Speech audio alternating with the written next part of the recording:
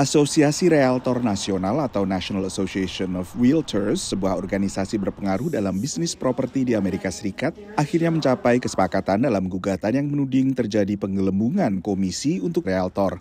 Langkah ini mengakhiri pematokan komisi 5 hingga 6% harga jual yang menjadi praktik lazim selama beberapa dekade. The way we think about it is transaction costs or commissions, they're very high historically. And realtors' commissions are about twice in America what they are in other developed countries. Dengan demikian, mulai sekitar Juli, lebih mudah bagi pembeli properti untuk menegosiasi besarnya komisi atau bahkan tak memakai agen sama sekali. Yang terakhir ini termasuk yang dikhawatirkan pelaku industri properti. What you're going to eventually see in the long run in the industry is you're going to see too many homes with too few agents and not enough representation. And then you're going to start to see lawsuits increase. You're going to start to see buyers getting into homes that maybe they shouldn't have because something was missed, or sellers losing out on money because something was missed. Tapi penggugat mewakili penjual rumah melihat penetapan komisi 6% sebagai praktek anti-kompetitif. What's at stake is our right as Americans to sell our homes and to get the benefit of the value of those homes without these corporations conspiring together to rig the system against us.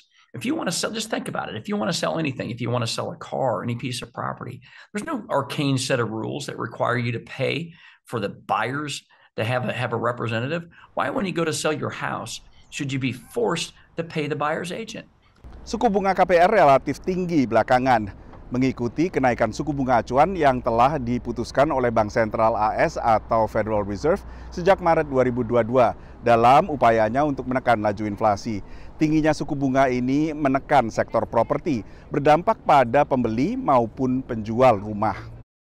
Karena itu, penghapusan komisi minimum bisa membawa angin segar bagi sektor properti. Anytime you reduce friction, you're going to have more activity.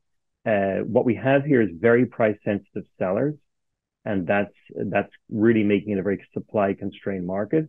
If you look at the actual net proceeds you get, while buyers pay the commission, it really does come out of the net proceeds that the seller gets. So that's something that they're going to look at, and it might make people a little bit more flexible on price. It might affect a little bit the overall affordability. Dalam pertemuan terakhirnya, Federal Reserve belum juga menurunkan suku bunga acuan, meski tetap memproyeksikan penurunan 3 kali sepanjang tahun ini. Mengantisipasi penurunan ini, rata-rata suku bunga KPR telah turun dibandingkan puncaknya pada 2023. Dari Washington DC, Nova Purwadi dan tim VOA.